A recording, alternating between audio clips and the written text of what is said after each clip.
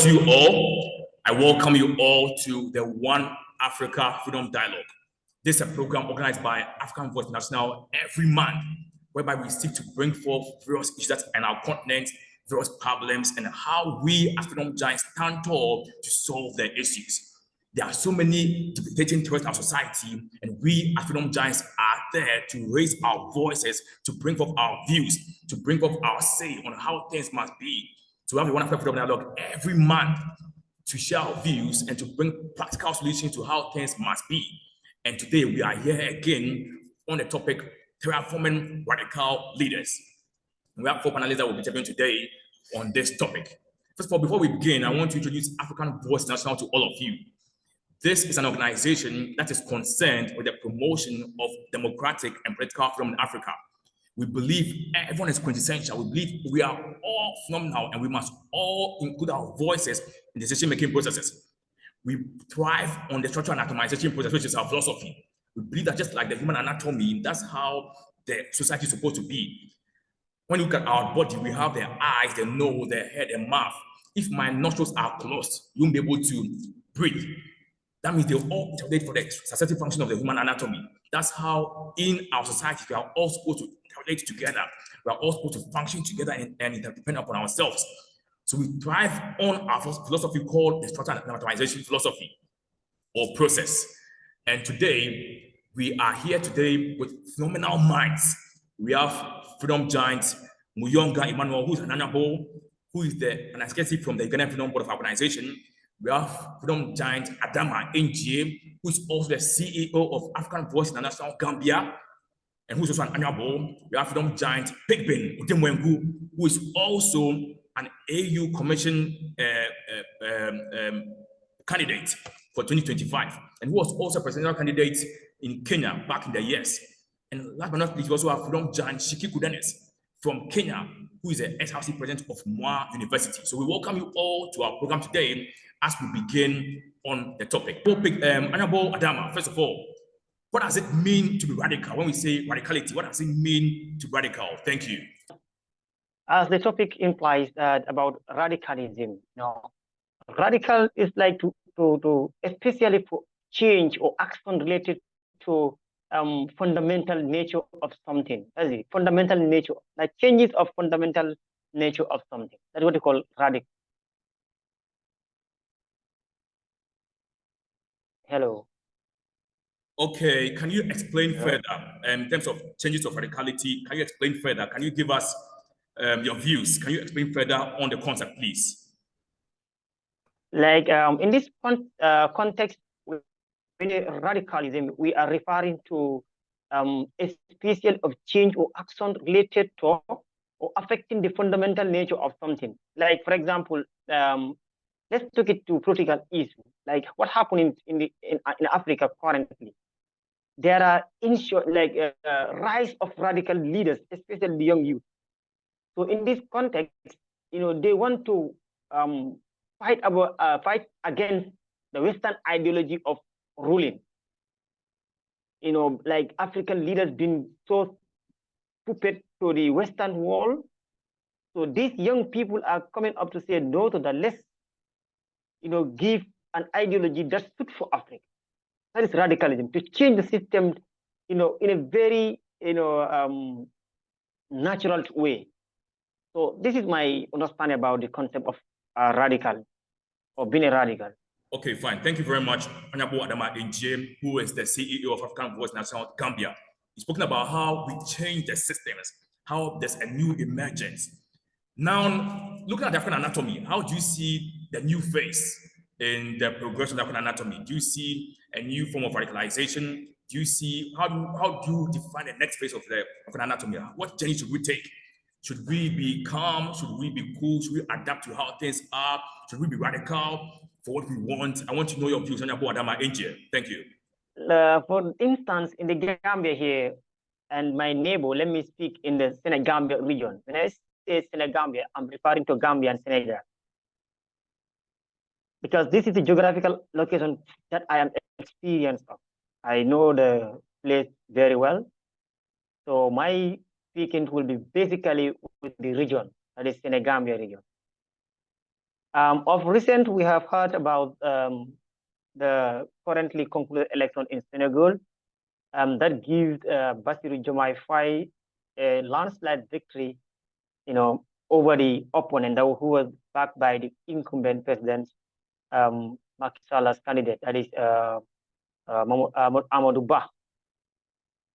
So for the past years, especially, let me say from 2022, the young people in Senegal, led by Ousmane Sonko, it's an example to many youth in our sub-region here, in the Senegambia region. Today, if you go to social media, it speaks on Facebook, on WhatsApp, on where all social media, youths are talking about the approaches that Ousmane Sonko lead the youth of Senegal from 2022 up to now until he bring the change he wanted. Despite all challenges, he faced so many, bully, harass, character assassination, torture, prison, but he never relented. This is what we call radicalism. Exactly. If I am giving an example of radicalism in our region here, I'll give Usman Sonko one of them and his colleague, that is the current president of Senegal, Diomaye Faye. They practically, use the principles of radicalism. That is, whatsoever the difficulty might be, they don't care. What they care is to salvage the sovereignty of their country. So you see, despite all the cruelty against from the ruling government at that time, Sonko never slept until there was a time he even wanted to sacrifice his life. That he said he will never eat. He will stop eating. 2 weeks, the man don't eat. 2 weeks, he don't eat because he was charged for wrong. Because what the government accused him and what they are charging him, it was not true. So he said, as far as that is the case, then he will not eat food until he was admitted to the hospital. Negotiations were on. Religious leaders engaged the government and other international bodies engaged until he was released. Then he started taking food. That's another approach of radicalism. He was released later. Campaigns or like nominations of political parties were just at the corner. He prepared him to submit, he was banned. His party was banned, he himself was banned. So there was no hope for the youth. But he still have another option by bringing his closest friend, whom I made to understand they were friends for so many times. They were friends because back in 2007 to 2017. So these two people, they were working in the same place. In fact, you see, you see what nature can do. They were working in the same place as tax monitor. They monitor tax collectors monitor. So on the whole, these people have something hidden agenda. That is to run for politics. Despite the age, they are young. So when Sonko was banned, and then there was no option for the youth, then he brought up his own friend, that is Diomaye Faye, to come and take up the responsibility to challenge the incumbent president. So therefore, and then they were shortly before the nomination, both of the two were arrested on what? On corrupting the youth. Corrupting the youth. Sonko was charged for corrupting the youth. I don't know what kind of law is that. So he was charged for that and then, taken to prison. Likewise, his friend, Diomaye Faye, the current president, was also taken to prison. So 10 days before the voting day, the election day, these people were released from prison. So thank God, Diomaye Faye, the current president, was allowed to run for the election. So when they were released from the prison, 10 days before the election day, So Sonko gave a speech, mobilized all the youth citizens of Senegal to come together and rally behind the young man, that is the current president. And it's like Senegal, they speak with one voice. Whenever the man speaks, everybody listens. All the youth listen to him because of his plan. His plan, when he assumed power, is radically step because he is going to abandon the CFA. That is one step. The safer they are going to abandon it and then introduce their own currency, which the Senegalese people appreciate. They welcome him very much. And then secondly, to investigate, to establish a commission for energy and mining. Because they believe that the former president, that is Macky Sall, have a very, let's say, notorious or less impact policies in the gas and mining sector with foreign companies. So these two people, Sonko and Jomai, they believe that the contract of the gas and mining sector should be revisited and then make changes that favor Senegalese people. And then when this agenda was part of the agenda of the PASTEF party, that is Usman Sonko, the Senegalese citizens appreciate it. They welcome the idea because they believe that there is natural resources to be their priority, and it should be encouraged to make sure that the citizens benefit from it. And also another agenda in their program, that is also to say electoral reform. To make electoral reform, and then also to depoliticize the state house. Because even yesterday, when he called all his government, the newly formed government, he don't take them to the state house, but to the national. There is another conference center where he took them to have a meeting. So they want to avoid, being politicians that we have currently in Africa. They want to bring another style, that is radicalism, to engage the people naturally, the citizens of the country. And also another agenda in their program is like to fight against corruption, which is affecting many countries in Africa today. Corruption, and just look at 2019, COVID-19. The countries in Africa, the presidents, ministers, directors become rich. Some of them are building mansions. Some are driving VX private. Where is the money? The money meant for the peasants or to improve our infrastructural development were turned to be personal. Personalized. They personalize this money. And then some of these funds are loan, of course. And then generation to come have to pay this money. Now, where is the money spent? Not on education, not on health, not on infrastructural development. And COVID-19 was a lesson for us to learn, to prepare Africa for future pandemic. Of course, it has taught us a lesson, Africa, that you have to stand alone and become a total independent. You cannot depend on the West for your health. Today, in your country, in my country, when a minister fell sick, they are taken to Paris, London, India, China, Turkey, Saudi Arabia. That is it. I never heard of a president who seek for medical attention in Africa. Why? They are constructing health facilities that they don't trust. You see the game? Our presidents are developing health institutions like health centers, health hospitals, but they lack trust in those hospitals. Because when their family members get sick, they will never go to those public hospitals. They will rather go to the private hospital or travel them to Europe or America or Asia for medical attention. Now we, the taxpayers, the law earners, we struggle with our low salary and then go to the government health centers and have, sometimes you go there, you don't have medication, no drug.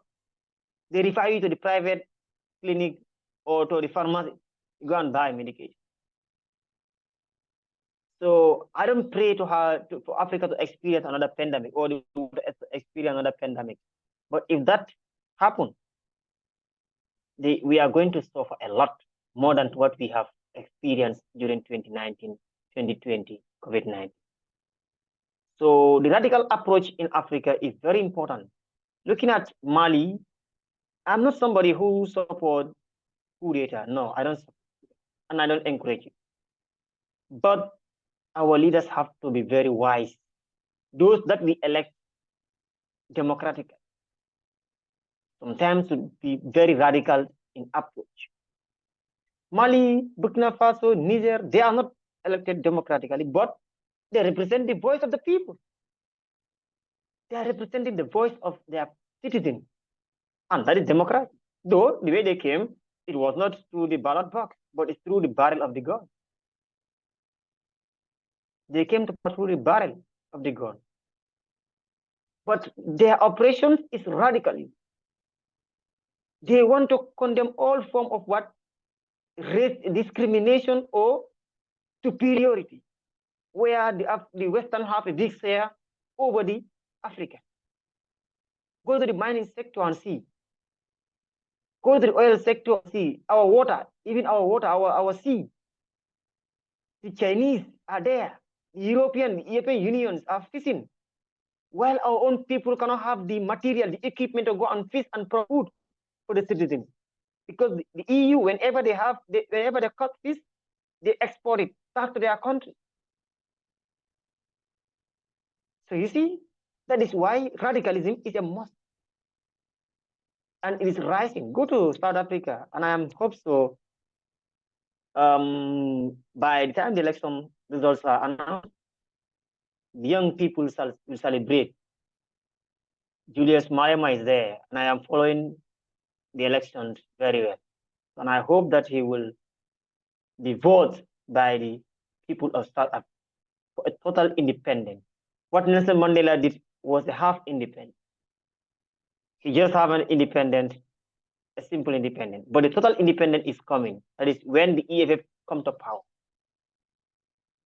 And in the Gambia, let me come to my Gambia and then hear from my other colleagues. In the Gambia here, after when Senegalese concluded their elections and then a young man became a victory of the elections, young people in the Gambia started to emerge. We start naming people, the like of Usman Toure, that Pan-African Gambian who worked with Patrick Lumumba Jr. If you know him, he's Usman Toure, very vocal, and he always speaks for Pan-African, ideology. So people were calling him to come back home and then to challenge the current president in 2026 election. And other people, young people, were also mentioned, the likes of Boubacar Keita and the current mayor of KMC, Ahmed Bensouda, and other young people were also called on social media. People were commenting, we need the youth, we need the youth, we need the youth. So that is a sign that African youth are trying to realize their potential. Because if we are to percentage our population, we may have at least 70% of the population, the youth age. Because in the Gambia, we have 77% of the population are youth. So I think if we challenge the presidency, there's a possibility of taking it. So that is it. And then I will like to hang up here and then have another panelist to take us through the topic. Thank you so much, Your Excellency. Thank you so very much. I appreciate it. Thank you very much, Honorable Adama NJ, who is the CEO of African Voice International, the Gambia. And he's spoken very clearly and very tremendously on the need for change to adapt with the kind of order we want to see. He's spoken about how we need to get out of systems that are not sufficient for us all to work in the new Africa, the new way we want to see ourselves. Spoken about how indeed in countries like Mali, Burkina Faso, Niger, how all these countries have faced certain kinds of insufficiencies and how we've seen leaders rising up to reform the system. He said he's not happy about coup d'etats, but still the fact for a new change is what we might fight for. And that's how leaders must be radical. He's talking about people like Julius Malema, our own Patrice Lumumba. He's spoken about the need for a new realm. He's spoken about how in Senegal, how these two comrades, Mr. Basiru Faye and Co, how they went through the thick from thank you very much, Honorable, from being through jail to just a few days before elections, amassing the people all for a revolution. And that's how indeed we need to be able to all ensure that we are urgent people. We walk out of emergency for the time we need to see. This is very phenomenal. And it's been enlightening to hear from Honorable Adama NGM. I believe everyone who will be watching this dialogue will be reinvigorated, that we dare not settle where we are, that we fight through, regardless of the issues that are coming through, we still fight through for the freedom we want to see. Yes. We have Freedom Jan Pigpen, who is from the Kenyan Anatomy, and he has been a political candidate before in his country. And as an independent candidate, he also has a commission, and he's also an aspirant for an AU commission in 2025, an aspirant under African Union in a commission for 2025. And he's also doing a lot in Kenya, and want to ask him his views also about the new form of emerging leaders in Africa, his views about it. Is it necessary? Does he see it as something we should welcome, or we should go with the old order of having old leaders and they still champion? We just want to know his views. He also is in this position whereby he has been going through also certain similarities. Want to know his views. So, Mr. Pigman, welcome into the scene and want to know your views about the new era. What are your views about this? Should we accept it, or it's something that we should just it won't go anywhere? I want to know your views, Mr. Pigman. Thank you. Thank you very much, Comrade. Can you hear me? We hear you clearly. Can you hear me? Yes. Okay, thank you very much. So permit me to say that I'm impressed with the discussion that is going on, and this is the type of the conversation we must be having and continue to have in order to totally liberate Africa. I'll say that one, yes, they say that you cannot stop an idea whose time has come. And I think the time for transformative new African leadership has come. It's a matter of how do we have such leadership in place. The West African countries have tried to actually show us the way. They have done military way, but they are also proving that even in the democratic spaces, so-called elections, there's still possibility of having a transformative leadership. So for this case, I'll speak by saying that the Africans are ready for new change. If the current puppet leaders are not ready, we will use all means necessary as per Malcolm X in order to attain a change whose time has come and cannot be stopped. And therefore, from my point of view, is not only the success to change the transformative leadership, but to check on the quality of those whom we prefer and call transformative. Are they really transformative? We've been having so many popular revolutions that have taken place before, but sometimes the performance of those who come in through revolution might be disappointing if the leader who come in do not perform to the interests of the people or the expectations of the people. I still believe that it is beyond even the popular means, but to the quality of the leader. And so far, I'm impressed with the quality and the conduct of the so-called new leaders emerging. And I don't have any doubt so far on their conduct, even though they say absolute power corrupt.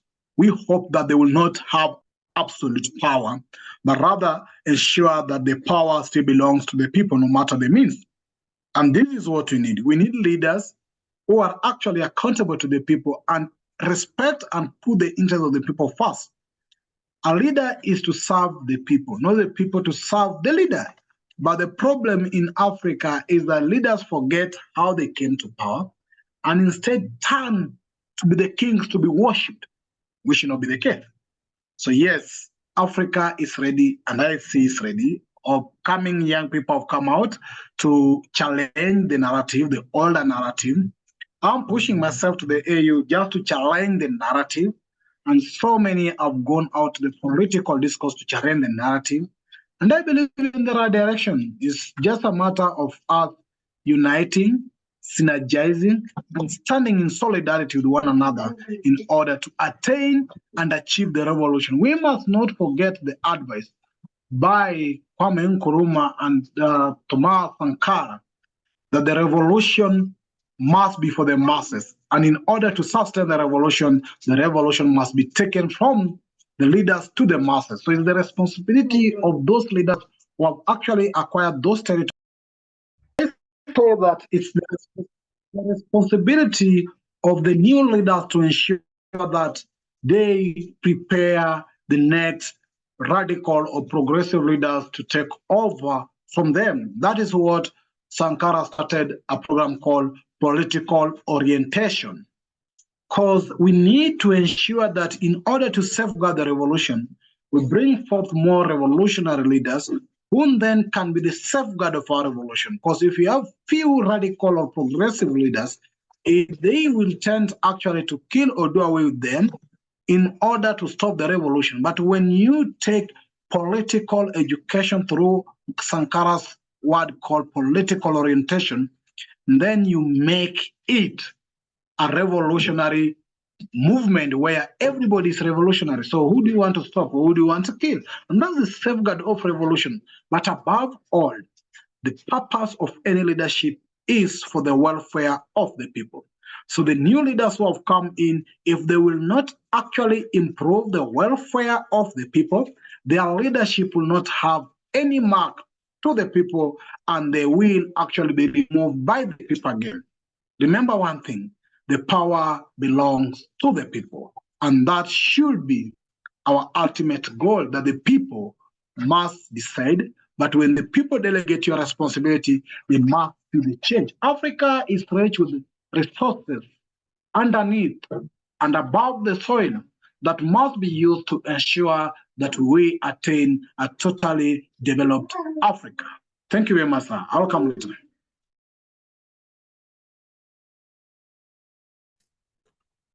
Well, thank you very much, Mr. Pigbin. You've spoken very quickly and very precisely on how indeed we must work for the people. If things are going contrary, there's a need for a new revolution. And it's very, very humbling to hear this from you. You are someone who I've been observing you, and we've been seeing what that you've been doing in the corridors of Africa, trying to ensure a right, clear revolution based on Nkrumah's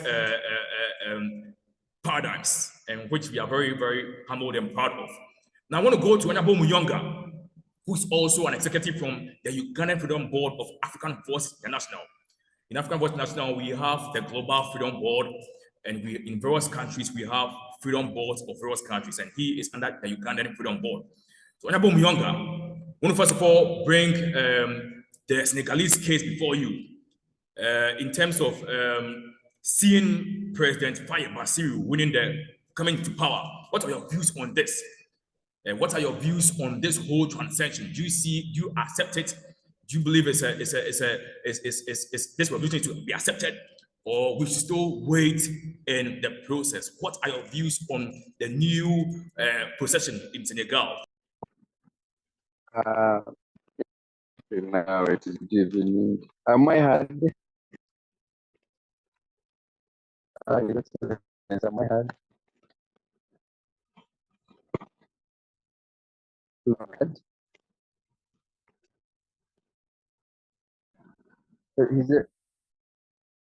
His Excellency, am I on? We hear you clearly. We hear you clearly. In my country now in Uganda, it is an evening. So, in respect time of our country, let me say East Africa, Good evening, everyone on this platform, all the Fijians from Kenya and Gambia, and our president Isaac from Ghana. My name is Minyonga Emma. By profession, I'm a pharmacist, a leader, and an entrepreneur. I'm so grateful for this opportunity of us coming together as youth from different countries, having a common goal to change Africa, to have a common Africa that everyone shall be free and shall enjoy Africa. Uh, Mr. President asked me a question of which I'm going to answer, but before I answer that question is that in regards to our topic today, we are discussing developing leaders. So as my brother from Gambia explained, the radical leader is someone who believes or supports a great or social political change and is advocating for change. For example, we have spoken of Julius Malema, who is the leader of, uh, of EFF, of EEF, of Economic Freedom Fighters in South Africa, which is EFF. He has spoken out very many views on different issues in South Africa that has been land inequalities and social justice in South Africa. So he has really come out as a radical leader in Africa and in our generation of today. In regards also in Uganda, we have His Excellency, who was a former presidential aspirant, Robert Chagulanyi, who is the president of National Unity Platform, who has really given hope to the youth, to very many masses. As my brother from Kenya say that the power belongs to the people. As you know, as people power say, power will also say that power belongs to the people. Here he has given many youths chance to go into leadership. Currently in our parliament, we have many youths as member of parliament representing various constituencies which wasn't there in the past. As I was growing up, I was believing that for anyone to become a member of parliament, you must be experienced around 40 to 50 years. But in our generation, we're having people 24, 23 that in the parliament and are leading people very well. And also, my brother said that in their country, 77% of Gambia is made of youths. For us in Uganda, around 80% are youths. So we believe that the power belongs to us. That is good. Yeah. So we also believe that the future is for the youth, for the younger generation. And we believe that we as youths, we shall stand out in boldness to speak out for what belongs to the people. We as Africa, we are facing very many challenges because of one, I'm going to speak in respect to our country, overstaying in power. We have His Excellency Yoweri Kaguta Museveni, who has been here for now 40 years, making 40 years as the president of the nation. Since I was born, I've never experienced a new leadership. I believe if leadership is to be transformed from one person to another, we shall have new ideas being brought on board. Such issues have brought in inadequacy in leadership. That's why you find many countries are not able to lead themselves because people are so greedy for power. All they're doing is they want to serve themselves instead of serving the people. As my brother from Kenya said that as a leader, you're supposed to serve the people, not serving yourself. As per now, our president, so our leaders are serving their families. That's why for us in Uganda, we find very many institutions having Mhm. pets for other tribes in the country, making development and progress decentralized in certain regions. As for us, our president comes from a western region, so you find in his region is well developed compared to other regions. So there is no equal distribution of power, there's no equal distribution of development, there's no equal distribution of justice.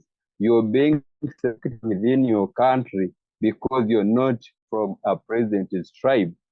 We are not having equal chances of having job opportunities because you say I'm coming from Eastern Uganda. They will ask you, who is your father? Are you connected to a president or from the first family? So I believe a radical leader is supposed to stand out for us so that we can have equal opportunities in our countries, whether I'm from East Africa, whether I'm from Gambia, whether I'm from Angola or Senegal, we are all Africans. We must have that liberty and freedom to associate for the better future. Without wasting much time, I'm just wanting to summarize what I had prepared before I answer our president's question. Now, let me also again speak about a radical leader. What makes up a radical leader? What will make someone wake up today and say, I want to be a radical leader, or I'm tired of this situation? What I'm going to say, personal growth. In most cases, you find that people get tired of what they're going through. Let me give you a reference to His Excellency who's a president of a political party, a strong opposition political party now in Uganda, which is a national platform. He has grown up in oppression, seeing how the resistance movement, the ruling political party now. So he got tired because of the experience he was going through as a child up to now, and there is no change. So what will make someone be a radical leader or come out to advocate for justice, for political change, social change, is oppression, is him growing so that is not changing or not developing. What will make someone be a radical leader is knowledge acquisition. Like, for example, today I'm in Uganda, I may go to Kenya and I meet my brother, whom we have the same ideas, whom all of us we are activists, and we come out since we have a common goal. We come out and fight and redeem our societies. Also, it can be, as my brother from Gambia said, that a radical leader must be bold. You must be courageous because in this generation, due to oppression, many people have kept quiet, but they're going through a lot. So when you come out and you be the voice of the voiceless, people will trust you, and you have given them hope. As my brother said, that when President Senegal, when the youth that who's currently the youngest president in Africa came out and won, he gave very many youths hope, and many people trusted him because he was speaking what they were going through, and all they wanted was for them was to be set free. So I believe no matter what will be the outcome, whether people are to demonstrate, whether there are very many things that are going on in the country, all what will determine a success or victory is someone being courageous and resilient and being able to stand out for the people that are not able to speak for themselves. So as per now, to come out to lead the youth or to lead in Africa, you must be a person who's ready to undergo everything. As my brother said, he was arrested, he came out 10 days prior to election. So you feel like everything is going to be torture. You cannot reach the crown without suffering. You cannot reach the victory without going through all those tortures or torments. So I would wish to encourage ourselves to have that change we need, to have the better Africa, to have the freedom we have. We must be able to sacrifice our lives. For example, Nelson Mandela, the first president of South Africa, who was the leader of ANC, African National Congress, was arrested for 27 years. But he came out in prison with the same spirit to redeem South Africans after the police fighting against it so they can have the equality, they can have social justice. So even us, irrespective of what someone goes through, irrespective of what's the outcome, you must be ready to face it up and be ready to fight until the end. So our fathers have really given us a good example, as Nelson Mandela, as currently we are having Julius Malema, who's the leader of EFF. So we feel like those people have really represented us. So whatever, what has transpired in the current election, we have the youngest president. I'm very happy that youth are taking up this position and changing mindset of us Africans or other people or other youths in other nations. As I personally, I think I was imprisoned, I was in captivity. That leadership belonged to the people who were influenced, belonged to our grandfathers. But if I see a youth becoming a president and is having the idea that Africa needs, the ideas of unity, the ideas of transformation, it will motivate me as a person to work and also stand out within my country, and I can represent my community, my societies, and the values within I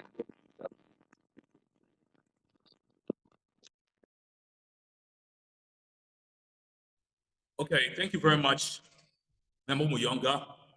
It took us a little bit on and off, but we're able to hear you clearly. And you spoke on the centrality of courage in the midst of various debilitating threats in order to bring forth the freedom we need. You spoke about how, regardless of what we go through and we see, there's a need for us to be courageous as leaders, to stand out and to indeed work on the paradigm of radicality for the change we need to see. And that's very, very phenomenal. Now, we want to go to Mr. Pickman. We've now, from this first session, we've been able to all see and socialize that indeed there's a need for us to stand out and bring forth a needed change, which is very phenomenal. Now, I want to ask Mr. Pickman a few questions. First of all, I want to ask him, let's look at the quote of Haile Selassie, which he said, whereby he said, where there is no power authority without responsibility, he said, where there is no power authority without responsibility, and he who can accept that one cannot escape or evade the other. He's simply trying to say that whoever comes forth with any responsibility or any honors or any kind of assignment cannot evade that responsibility. You need to definitely work in it. Whoever wants to work in a certain function cannot evade or eschew or hide under the responsibility. We want you to centralize on that quote and explain to us what it centralizes to we as youth who are rising up. People come on every day with positions, political positions, with various educational positions, vice chancellor, presidential candidate, this and that. But you see them, hiding behind their shelves. We want to let you speak to us and explain to us and expound to us why and what we need to do to be able to stand out, be able to ensure that indeed there's a revolution. We want you to explain to us why and what we need to put in place for the agenda ahead, Mr. Pickman. Thank you.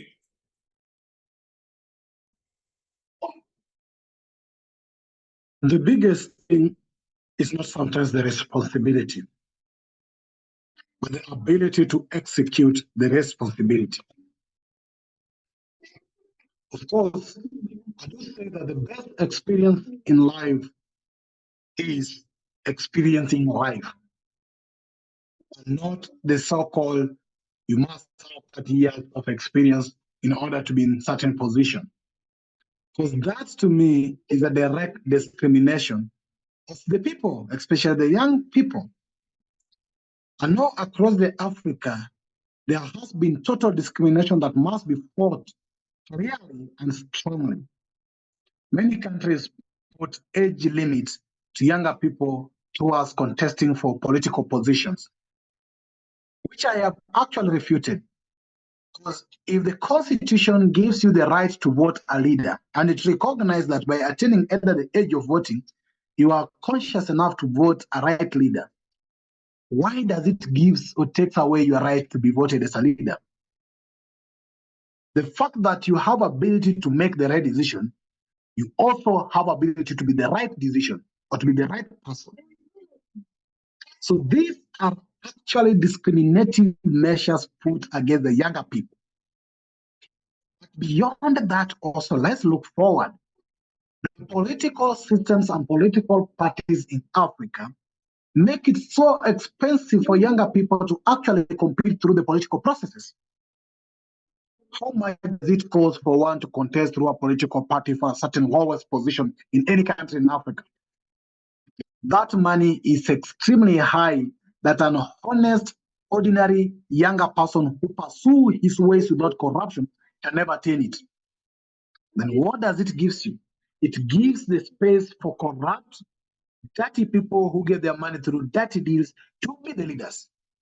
And once they get to the position, what do?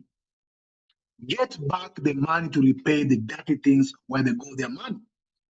So financial inability nor age should not be a discrimination, neither a measure to a certain leadership capacity. Internal commitment together with the training and capacity building and consciousness awareness or redefining your consciousness is the best way forward towards leadership. But I trust, as some people say, leaders are born or leaders are made. I believe that leaders are born. They're just dreamed and made by experiences that cultivate them. But it's something internal, something inside that must actually just be then cultivated by experiences of life. So the biggest thing is also not that because you're a younger person, you're a qualified leader. It does not also give you a direct ticketing to be a leader. It goes beyond age. It takes commitment, study, understanding, and moving further to be interested. Look, for example, the fact that you might be having a loud voice do not make you an automatic pastor. You must be able to understand the Bible in order for you to preach. So voice is an advantage. Being young is just an advantage, but not an absolute ticketing towards being a right leader.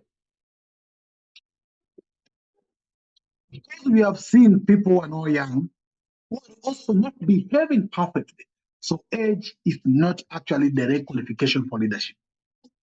The second thing is that people tell young people that you must be a young person to be mentored into leadership. So who is your mentor? This current crop of political leaders in Africa? What will they mentor you from? To loot, to steal, and to be a billionaire and stash your money outside there. That's the only thing they can mentor you because that's who they are and that's what they do. So that is not the right way forward. So as a younger people, in order to build our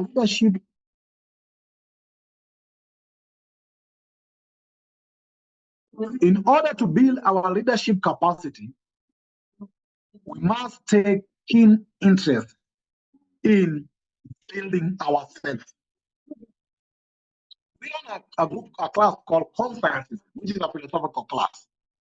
But it gives you commitment to understand and create or have critical thinking to build a consciousness. Because we lack one thing, we lack a common philosophy, we lack an ideology. So, of course, you know what has been said before, that a soldier without an ideology is a potential criminal. Okay? So we are actually pursuing change as potential criminals because we don't have any backing. We don't have any common ideological backing. And that's why even the leadership that is coming in Africa, what is their common ideological backing? Is it true Pan-Africanism or is it conservative or liberal Pan-Africanism? Which means they're becoming leaders who are only concerned with their family, their class, and their relatives. And you'll find them appointing their sisters, their daughters, their uncle, or their people from their own community to their leadership position. That is not the right thing. That's why we need radicality, which is also called progressiveness. So progressive leaders are those leaders that think beyond themselves, through the larger population. And if I tell you today to bring for me 5 people, you not bring for me your cousin, your uncle, and your tribesmate, or your community man. You bring for me a diverse people that shows your diversity in terms of your leadership capacity. So these are few things that are lacking, but still, the legal hurdles must be put away. The legal hurdles in terms of age and cost for competition in political system must be removed. Because if they're not removed, the younger people will find an alternative way to get in.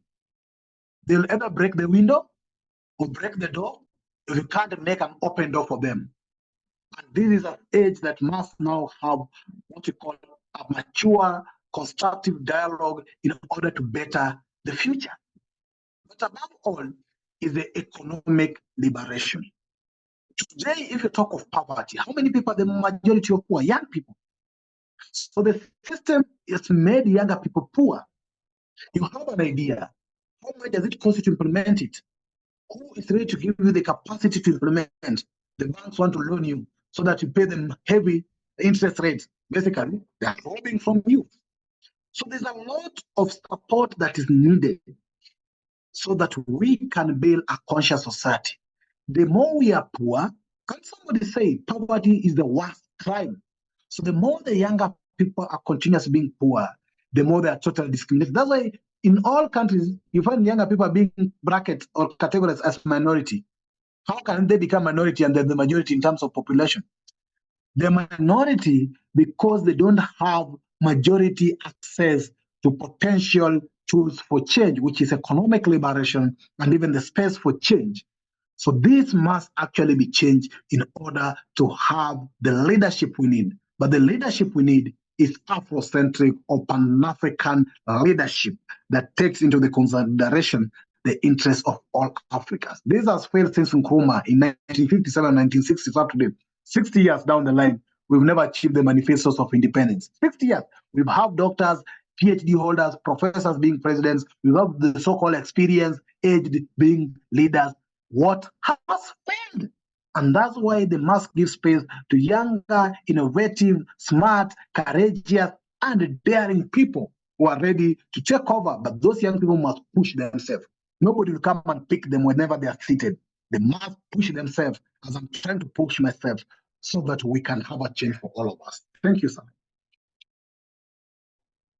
Well, thank you very much, Mr. Pigbin.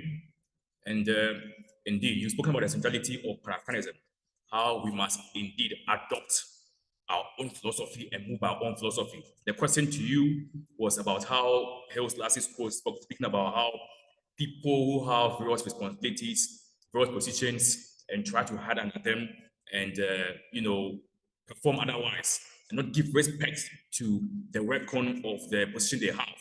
And what is your say about it? And you've given a very central and a very, very dynamic and overseeing answer to this, whereby we see people misbehaving anyhow and not identifying the ideology that they need to identify for wherever they are.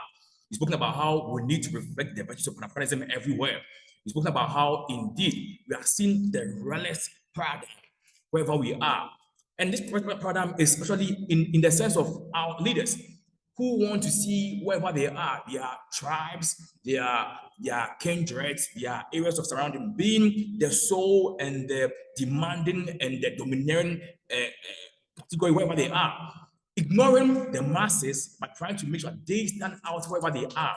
And as a result, put into the pit and put into the bin our cherished culture, which is Pan-Africanism. And as you said, we need leaders who can be able to stand tall and ensure that indeed we work together with a centralized philosophy to be able to move forward. That's very, very, very phenomenal, and we're humbled to hear from you. We run up with our few last questions. We'll go on to Honorable Muyonga again, but we hear from Honorable Shikuku, who says that there are various technicalities at his end. That's why he's not joined this afternoon, but he'll send in his messages at the end later on. I want to go to Honorable Muyonga. Honorable Muyonga, I want to ask, from how Mr. Pegnas proceeded forward, what are your views on the African man? Is he capable of managing his own affairs, or there should be the thriving of the dependency theory, whereby we depend on the white man for sufficiency? Do you think that we need to thrive in this way? Do you think that it's okay if we are giving loans for a specific period of time, we are giving grants, we are giving aids, and we don't thrive on our own way? We don't set the systems for our own thriving. What are your views? Is Africa, the African man and woman, is he or she capable of managing his own affairs? Mr. Muyonga, thank you very much. Thank you, His Excellency, for this opportunity once again. Let me hope this time I'm loud. Earlier you said my network was off and on. Let me hope I'm now kind of doing okay. Mr. President asked me to out. Okay, thank you, sir. Out views on how Africa is able to manage its own affairs. Currently, what we are going through is has led to very many downfall. Or, for example, as my brother said, unemployment is too much. infrastructures are so weak, institutions are so weak due to overdependence. As I personally believe Africa can stand on its own because we have enough that can take us moving. We have enough resources that can empower us as Africans in case we have the right leaders in a position that are ready to support or invest in innovation. We have young youths or young people that are so innovative and are so creative. All they lack is the funding and supporting. But as you see, our government, as per now, are not funding such projects. In case, for example, here in Uganda, you come up with an innovation, you're silenced. People have innovations, but after a month or a year, you no longer hear about them because the government's not willing to support the creativity and the ideas in Africa. What's making us fail to manage our affairs in Africa? There are very many reasons, but I'm going to first point out a few so that I can address what we can do, so that we can overcome over the challenges. As Africa, we can stand on our own, but then the challenge we are facing is our leaders. One, we have corrupt leaders. As my brother from Kenya said, uh, these are leaders that are fighting for themselves, that are so corrupt, that are embezzling funds and to support their own personal agendas, not the people. So I come in that cause that as leaders in this generation that are so corrupt, the money we are getting, even within the tax that we are collecting, they're embezzling them, they're investing it in their own things, creating very many gaps, and that has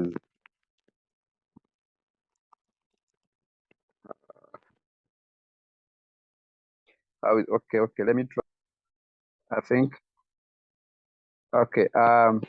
The challenge that are facing us in managing our affairs as Africans, one, as I said earlier, it is corruption and mismanagement, where we have leaders being accused of embezzlement, bribery, and all that.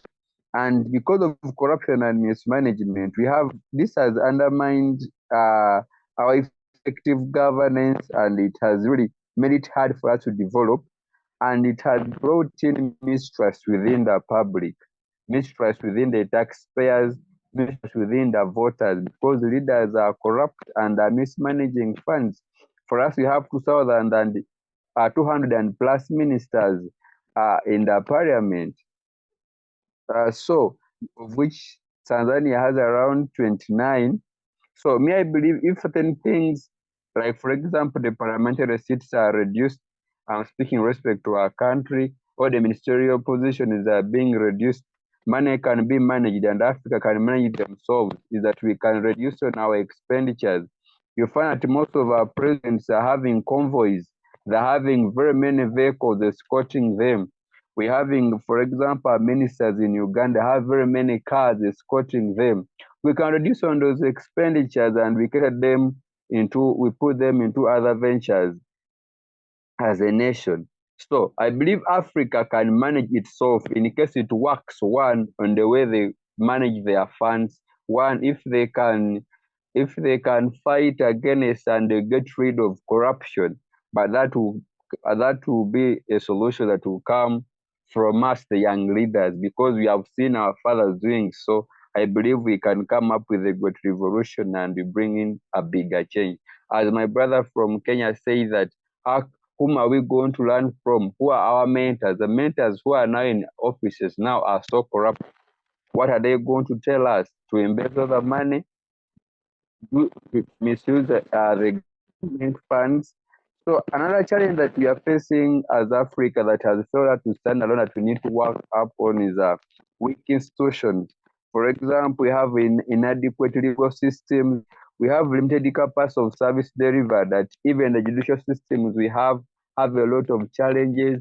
If you come back to school, if you come back to hospitals, they have poor services. That's why you find people have the money, even though they want to just give birth, they fly out of the country to India, to America to get better services. So if we improve on our service delivery. For example, the education system, the health system.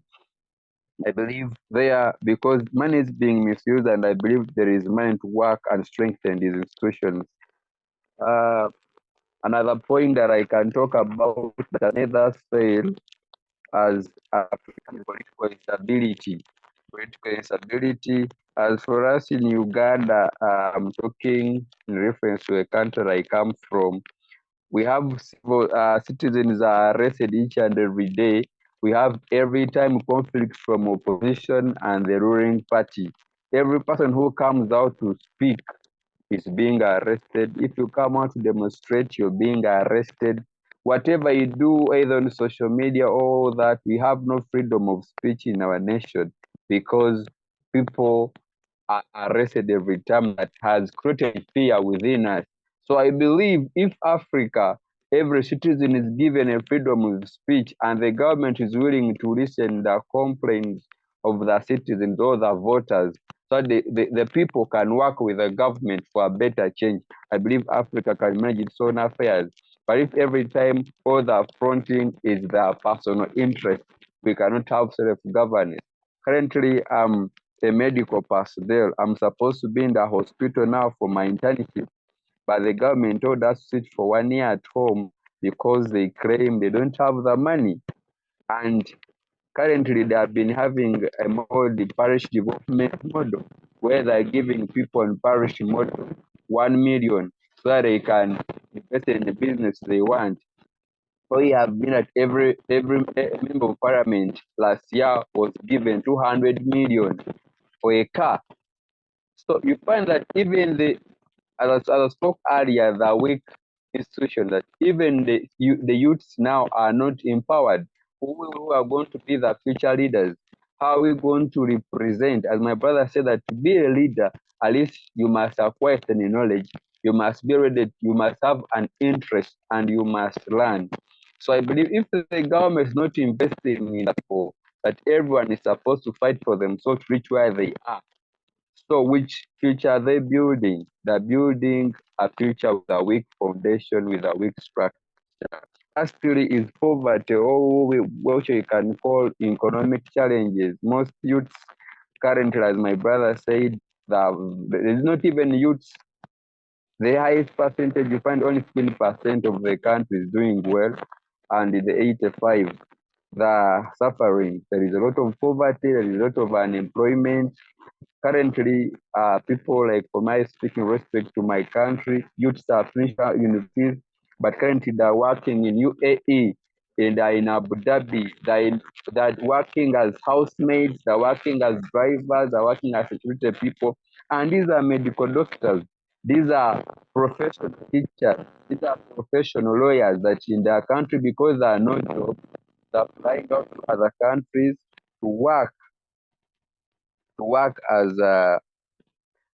as maids so they can get a living. So I believe the government must be able to create job opportunities for its youths so that these youths, if they remain in their country, we are the young trees who are going to make the forest of tomorrow. So if we are being empowered within our nation, if the government creates those opportunities, we shall remain here and we shall be able to lead our own country. What's creating dependence is because of our weak structure, that at the end of the day, there are no people to come up with ideas to maintain the leadership. So at the end of the day, we have to go back to the colonialists and get hope from them. Lastly is our history legacies. We were once colonized, so that colonialism affected us from our fathers, and these people we are now having colonialism within our countries. So every time we are defending that now, for example, we are using British English because we are being colonized by British, and we are still getting some aid from those countries. So by all ways, we are going to be still dependent on them. So managing our affairs, one is setting ourselves apart from every country that gives us the aid. Currently now China has come in most of the countries is coming as an investor. They're teaching Chinese in those countries. They have their own agenda. So if countries of Africa is willing to develop in accordance with their own culture, their own values and belief system, and they have their own philosophy. As my brother said, we can govern ourselves. But as we continue believing that the white man is the one to give us the money, the white man is the one who is the most wise man, the white man is the one to fund us, the wise man is the one we are supposed to kneel for, we shall not go anywhere. To have that independence, it will begin with us to believe that we can change ourselves and we work upon it. And our fathers cannot do it, but with the young generation, the future leaders, we can change that by having a positive mind, being creative, so that for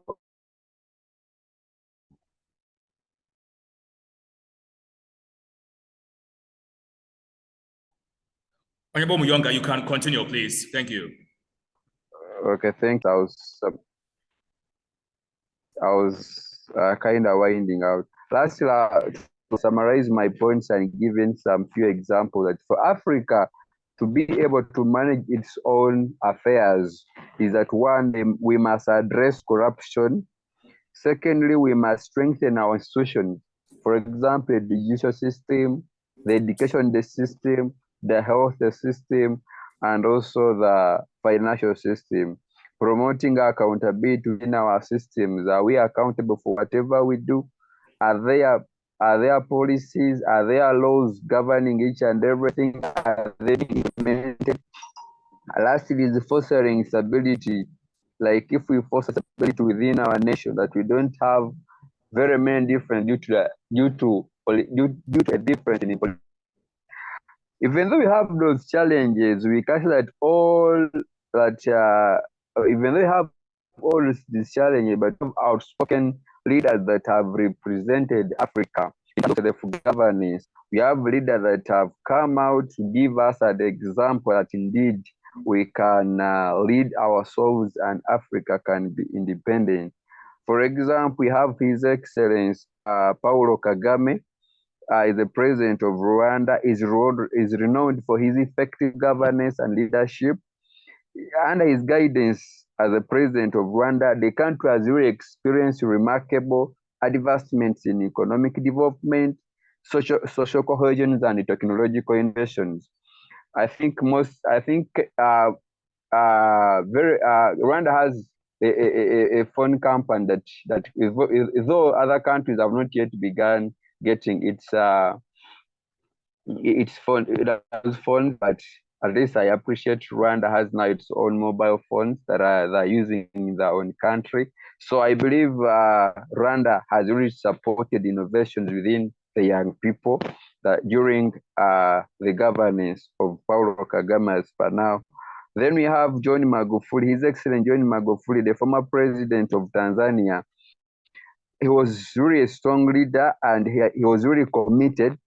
He fought against corruption and his implementation of reforms improved governance, promoted economic growth, and set Tanzania on the path to progress.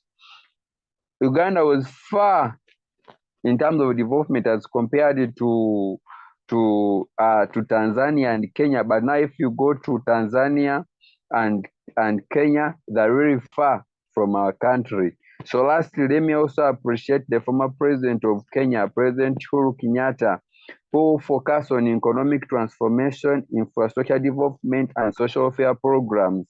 So his dedication to regional integration and conflict mediation has solidified his role and is a respected leader within our Africa continent. So even though our performance in terms of self-governance has not been good, but at least we have presidents that have stood for that. As I've said, Uhuru Kenyatta, I've spoken of Paulo Kagame, John Magufuli, etc. There are more. So I believe as Africa, we are waking up, and I believe within some 30 years to come, we shall have self-governance in Africa. I beg to submit. His Excellency Isaac, thanks for this opportunity once again. Okay, thank you very much, Honorable Muyonga. You've given a very wide enclave of, and you've spoken about leaders who are also emerging from Africa, who are trying to ensure the kind of democratic order we all need. What can you see that indeed there should be sufficiency for all? And you've spoken about Kagame, Magufuli, and a couple of people. And I think this shows that indeed we could look onto some people to progress. But I want to first of all also go to Mr. Shikuku of Kenya, who is the SRC president of my university. And I want to ask him, you're welcome, Mr. Shikuku. I want to ask you, why the enormosity, the dependency ratio that we have in Africa, whereby most of our leaders are dependent on foreign countries, on foreign leaders, and see things to be a form whereby they should just be on the mediocre level, whilst we have other countries on the core level, which are mostly from Europe and co. Why do we have that mindset? Why are things this way? We want to know your views, Mr. Shikuku. Thank you very much. Who, of course, is also a Freedom Giant of African Voice International. So, Freedom Giant Shikuku, you are welcome to the scene, and we'll give you the podium to elaborate and give it your views. Thank you. Hello, Your Excellency. Thank you so much. I'm Shikuku Dennis from Kenya. Kindly, I beg your pardon to repeat the question, kindly. I had network issues. Kindly repeat the question. Okay, thank you very much. So we're speaking on, we had Honorable Muyonga who was ending on new leaders who have emerged and who are really bringing form new reforms, trying to ensure the new regionalized Africa we want. An Africa which is seen as a core country, which is seen with core countries, which is seen as one whereby we depend on our own resources, and there's a new evolution. I want to ask you, with this new emergence, why is there still a domination whereby we have most of the people, most of the leaders, and her people as well, having that dependency mindset whereby we so far depend and see most foreign leaders outside Africa as our spectrum to which we see things. And as a result, we have no need to be able to progress because we see ourselves as nothing.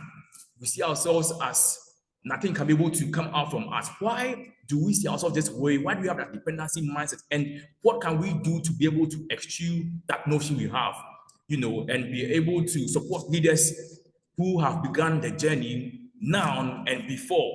How can we be able to ensure an amalgamation of that gradual emergence into a new regionalized Africa of economic prosperity, of moving from the peripheral to the core age, and a new Africa whereby indeed freedom thrives for all? How can we move to this next level? How can we eschew depending on foreign anatomies, foreign countries, and we indeed creating a new era of self-dependence? Thank you very much. Okay, thank you so much, Your Excellency. I'll answer this question on two perspectives. The first one, I will take it this way. African countries, most of our leaders do depend on foreign countries or Western countries because of, we have so many reasons. My brother talked about some of them. And I will say the main reason is because of the colonial legacy. Many African countries were colonized by Western powers, leading to an establishment of economic structures that favor the colonizers and marginalized local economies. And this legacy has left lasting impact on African economic political systems because these Europeans, they wanted a political system that will favor them. And remember, they are the ones that colonized us and granted us independence, leaving us with a constitution and an administration that favors them. Number two, I will say that also, economic exploitation in Africa, like the country Congo, it has so many minerals. Congo have about 30 different minerals, I guess. So economic exploitations, Western countries have often exploited African natural resources. We all know that, leading to imbalance in trade relations. So they wanted to exploit us So for us, we give them these natural resources. For example, we give them crude oil so that they bring to us refined oil. Why? Because we doesn't have machines or industries, developed industries that we can refine this oil and make them into petrol the way we want as Africa. So this thing, because we are underdeveloped, is making us to lose, to be exploited by these European countries. Also, I can also talk about aid, dependence on aid. You know, Africans receive substantial aid and development assistance from Western countries and international organizations. So these aids are beneficial. It can also create dependency and perpetuate underdevelopment by discouraging self-reliance. You know, countries will not rely on themselves because they know they can receive aids from various countries. For example, Kenya, we received an aid from Russia. Russia gave us fertilizer. So many bags of fertilizer came to Kenya. So you know, when President Putin or any leader from Russia, when they want anything from Kenya, they will just have it because Kenya, we are depending on them. Also, we have another example is standard gauge railway, SGR, that was developed in Kenya. I think you have all heard about it. It was Chinese that built for us this railway. And up to now, we haven't finished the debt to pay them. So this will make Kenya as a country to agree to everything that Chinese government says. Why? Because we are indebted to them. Yeah. So this debt burden has made many African countries struggle with high levels of debt, all to Western creditors. You know, debt servicing often divides resources away from crucial social services and infrastructure development. People will now use money. The government will use money to service the debt instead of focusing on development. Also, we depend on foreign countries in matters concerning technology. We have technological dependence. African countries often rely on Western technology and expertise for key sectors such as healthcare and agriculture.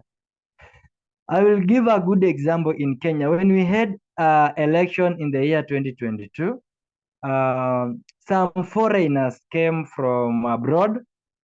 They came to manage our elections, and that's why we had when we had election petition, opposition party said that these foreigners tried, they leaked election for our current president Ruto. So those are rumors, but sometimes rumors can be truth, but we are depending on them because of we don't have technology. That's why even mere voting, we call Europeans to come here, people from Western countries to come and manage our election. So until the time Africa as a country will wake up, until the time we will wake up as African country and start depending on ourselves. You know, it always starts with education. After independence, many Africans were not educated. That's why we relied on Western culture and Western education. Now that even up to now,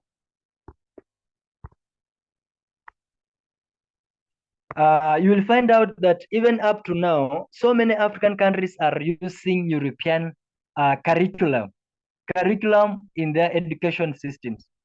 I thank God in Kenya we have at least started using our own curriculum, whereby we have developed another curriculum called CBC, competence-based curriculum.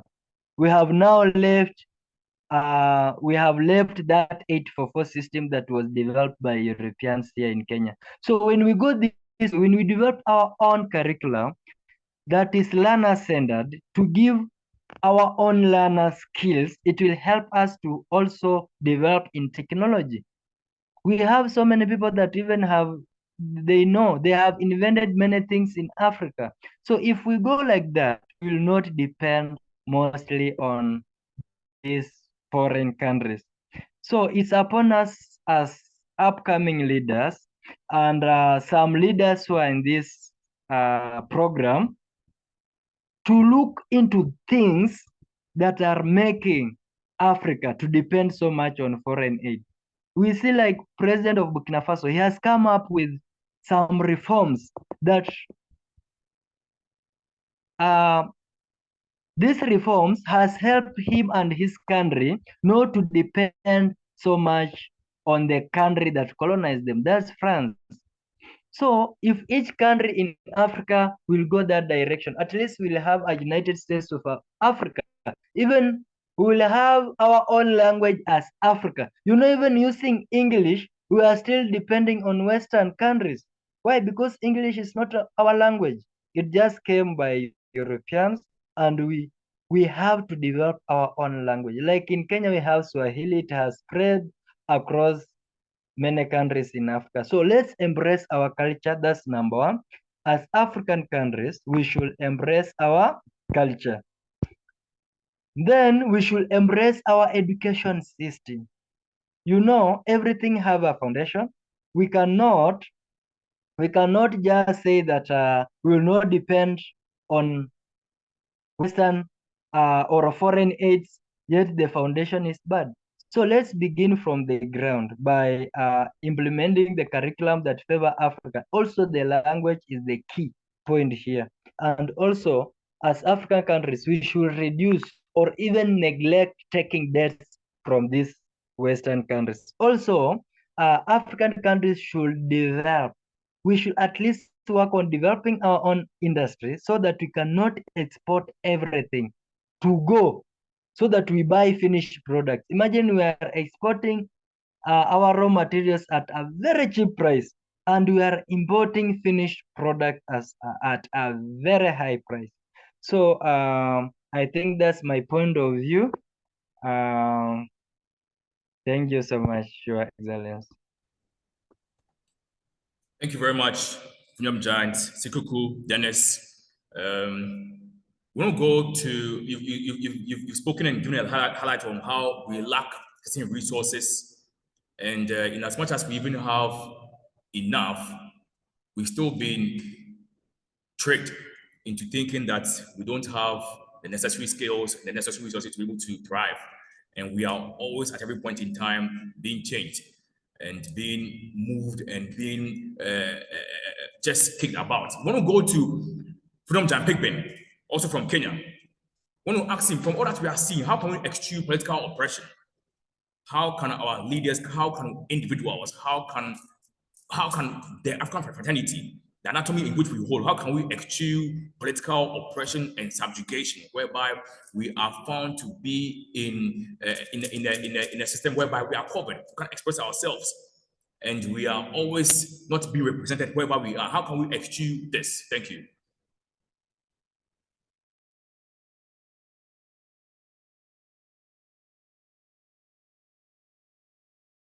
Thank you, Comrade. Can you hear me? Yeah, we hear you clearly. Permit me to appreciate the contribution that have been made by our Comrade Shikuku. Basically, is that the struggle towards the liberation, transparent leadership, or accountable leadership to the people is a long journey. Some have tried to be successful. We can say Senegal has achieved it, maybe by this election.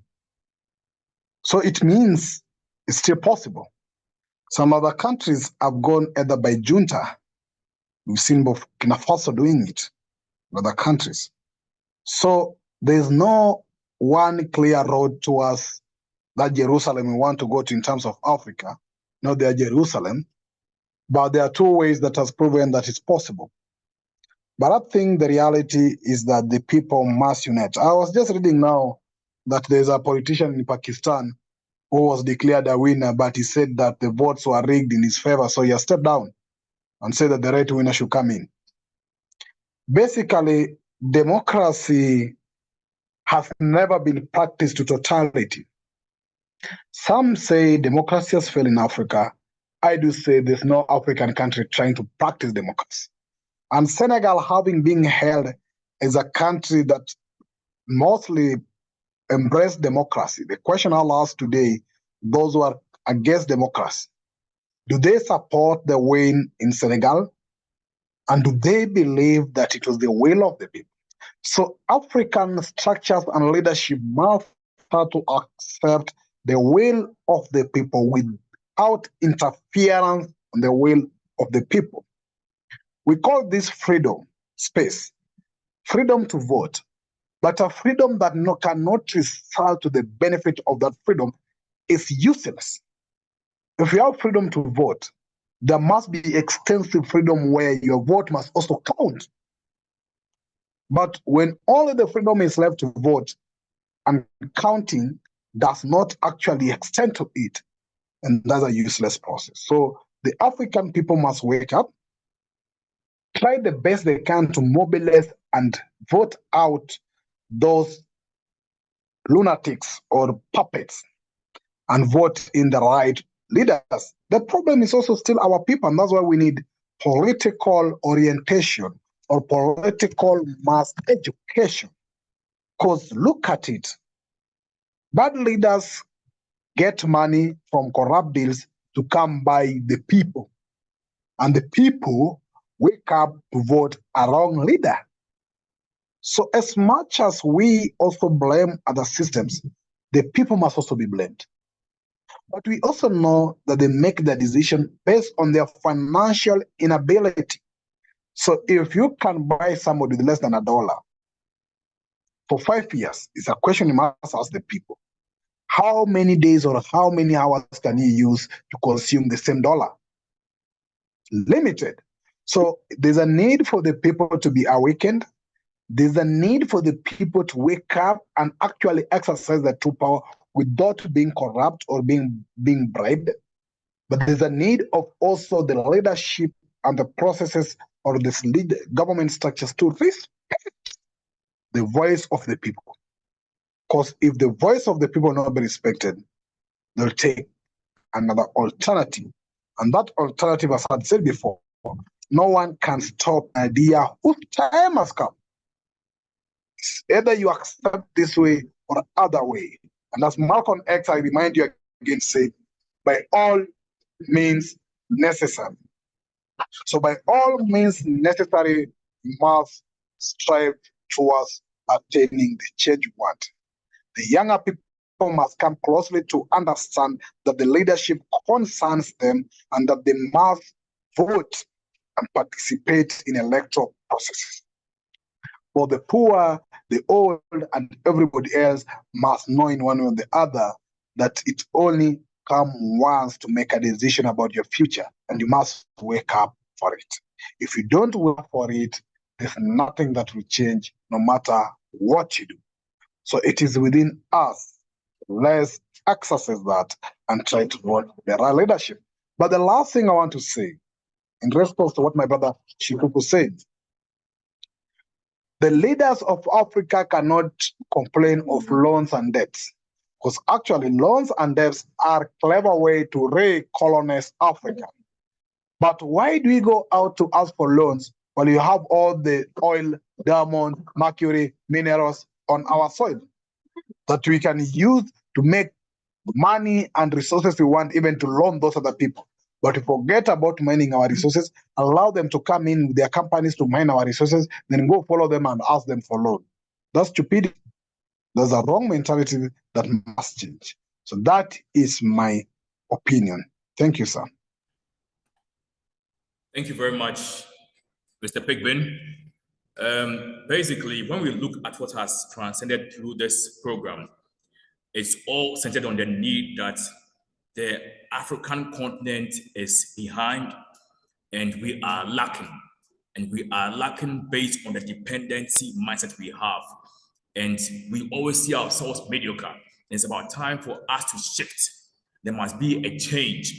We've seen from Freedom Giant Shikuku Dennis of Moi University, We've heard from Honorable Adama NJ, from Honorable Muyonga. We've heard from Mr. Pigbin, who is our fellow colleague, who is also a freedom giant as well. We've heard from them the need for us to shift, the need for us to fight for our own sovereignty, for the need for us to fight for our own independence, our true independence, and eschew all forms of neo-colonialist tendencies that are finding its way and creeping in the system.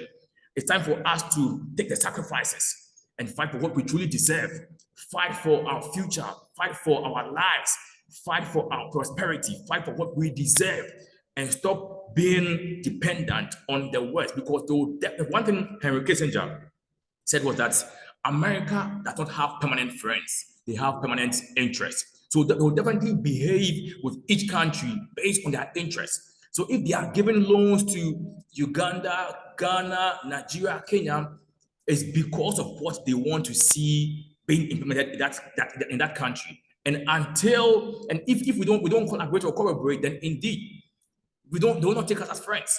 So there's a need for us to radical to fight for our own sovereignty, and that's how things will change. This is what we heard from them. Before we end, I want us all, everyone who will be watching this, to learn a lot from what has been said from our panelists today. They've really enlightened us a lot. We heard from Mr. Pigbin, who said something today, which was the first day I heard this. He spoke about a Pakistani president who had won power, and he said the results were rigged, and as a result, he went off. That is something that we need to indeed imbibe for transparency and for genuinity to take the course. People are doing so many things everywhere in their families, in our societies, in our schools. People are doing so much corrupt activities, and that's why there is stagnation. But when we begin to cherish each other and to allow people to have their say, their views, express themselves, make people have their properties, make people believe in who they are, make people express themselves rightly, then we'll see an acceleration, we'll see an ascendancy. So we've heard a lot from this, and I want you, wherever you are, watching this video, to make sure that you go back and listen to what they've said. Africa can only rise depending on how we do the things, and it's up to us to be radical. And it can only thrive in the long run, in the long-term period. If we begin from now, in the next decade, there'll be a change. So let's stop seeing things as they are and begin to sacrifice from now. Yes, so first of all, before we end, we want to ask Freedom Giant Pigbin Odimwengu and Freedom Giant Chikuku to give their last words, then we end the podium. So we first of all go to Mr. Chikuku to give in his word, then we go to Mr. Pigbin to give in his word also, then we end the Freedom Dialogue. Thank you. So Mr. Chikuku, you can come in and give your last words to everyone who will be watching this program today. Thank you.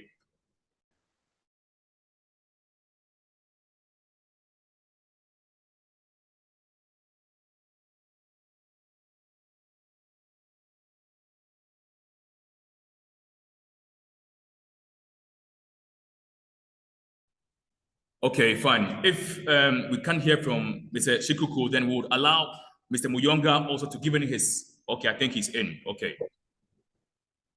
Hello. Thank you so much, Honorable Isaac. This is it. For me, okay. I want to my gratitude goes to you and the whole team, and also the way Honorable Bijibin has just spoke. In fact, receive my greetings, Honorable Bijibin. You are competing. I'm not sure, but I got information you are competing with our own Raila for that AU chairmanship, and that's good. As Africans, as youths, we should believe in ourselves and make sure we go for these top positions so that at least we can bring good leadership on the table. Okay, my comment is that all African countries, especially leaders, just like I said, we should embrace our own culture and also embrace our education system and embrace our administration system. When we embrace those three things, that will mean that we will not depend on foreign countries anymore. We should not just sit there thinking that the whites are the one with brains to do everything. We should also be self-reliant. So by embracing our culture, that will mean that also we'll have sports in Africa. It's not a must we go for those Commonwealth sports. Also language. Also, when I talk of administration, you know, many African countries copied European administration, even army system. Up to now, Kenya, we are using military uniforms that we were left by our colonialists, that's Britain country.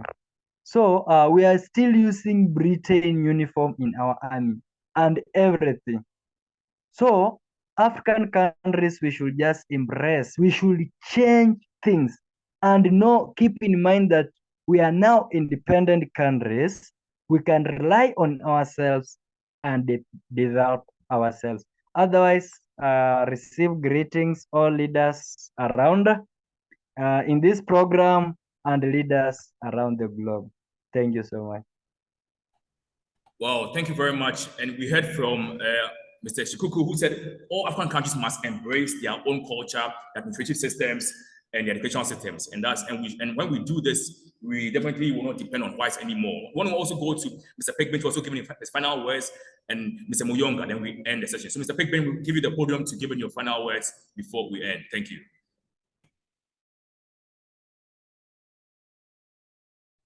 Greetings, can you hear me once again? Am I audible? Yes, you are, please. Okay, permit me to end with the text by Kwame Nkrumah in his book, Africa Must Unite, in chapter 15, which is towards African unity. And he says the following in paragraph 1, that there are those who maintain that Africa cannot unite because we lack the three necessary ingredients for unity: a common race, culture, and language. It is true that we have for centuries been divided. The territorial boundaries dividing us were fixed long ago, often quite arbitrary by the colonial powers. Some of us are Muslims, some are Christians, many believe in traditional tribal gods, some of us speak French, English, some Portuguese, not to mention the millions who speak only one of the hundreds of different African languages. We have acquired cultural difference with effect which affect our outlook and condition our political development. All this is inevitable due to our historical background. Yet, in spite of this, Nkrumah says that I am convinced that the forces making for unity far outweigh those which divide us. And I repeat the same thing. I am convinced that the forces that make for our unity far outweigh those which divide us. And it's time we identify those forces that make for our unity in order for us to liberate ourselves and develop Africa. Thank you very much, sir. Well, thank you very much. Mr. Pigman spoke on the Nkrumah perspective, which spoke about the force of unity, which far outweigh those that prohibit us from getting together, and how we all must come together to form the one Africa. We are humbled very much, and we also support you very much, Mr. Pigman, as you vie for the position. And this is just a reflection of how radical you are. And just as Kofi Annan said, you are not too young to lead or to take a position that no one has ever taken. You are never too young to cause that revolution, and we wish you all the best, and we stand with you. We also go to Honorable Muyonga, Mr. Muyonga, to also give him okay. Words. Comrade, can I come in a bit? Yeah, you can come in, please. Yes, I'm invited to attend the UN summit to speak on the voices of the minority, which I'll be actually speaking on behalf of the young people. I've been doing a fundraiser through GoFundMe, and I'm amazed and impressed with what Pan-Africans have contributed in solidarity. Wow, great. They have managed so far in the GoFundMe within a week to contribute over £500 to facilitate my air ticket and the rest of my traveling. So I do appreciate this. My GoFundMe is still running on, but I do appreciate that solidarity. And I'm going there for Pan-African mission to represent the voices of the younger people in a Pan-African concept to the UN summit starting from 11th towards 16th and the UN Permanent Forum for People of African Descent. So it's my honor and my pleasure and my humble recognition and appreciation to all Pan-Africans who have stood in solidarity in action. This is what Africa needs. This is the Africa we want. Thank you. Well, thank you. We'll always support you and always be with you, definitely. And I mean, we wish you all the best. And as you go, just as usual, just speak for us and speak for the centralization of the youth in speaking, in representing Africa, in holding positions that will benefit us and that will indeed eschew this class struggle that we are in. We know you really speak for us and we wish you the best. And there's no surprise that you've been able to amass up to 500 pounds, of which we know because of how genuine you are to definitely lead towards the liberation of African anatomy. We also go to Honorable Muyonga to give his final words, then we end. We have a few minutes to end. Thank you, Honorable Muyonga. Thanks, His Excellency, for this opportunity. Once again, I take this time to thank our President, His Excellency, for giving us this opportunity to be on this platform. As I personally have learned a lot from His Excellency Isaac. One, I like his mobilization skills, his resilience, and confidence in whatever he does. I'm really inspired with that. You know, I have to say this because at least for the last 3 years I've been in API. That's what I've learned from him. Whether people are on board or not, you keep on doing the right thing. You keep on updating the site and the pages. I think that's what you call resilience and focus really means.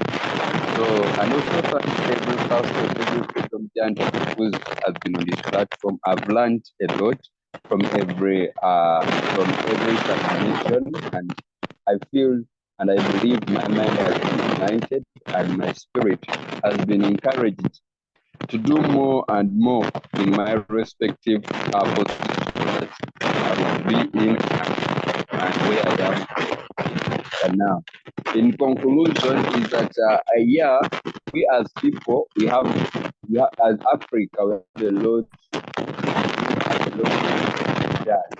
But although we have a lot, I want to appreciate all the died and those who are still alive, like for example the Magufulis, the Paulo Kaganis, the Julius Malema, and the rest, that their contributions have been instrumental in the class and challenging oppressive system that promotes the economic. So at least what I can say is that it's important to recognize and thank and the achievements of these radical leaders, as there are very many other inspiring individuals driving change across the continent. So, even though as we are still fighting, but I thank the Almighty and those who are running and have stood on ground to represent us, that have given us at least a platform for us to step on and represent us. As our brothers represent us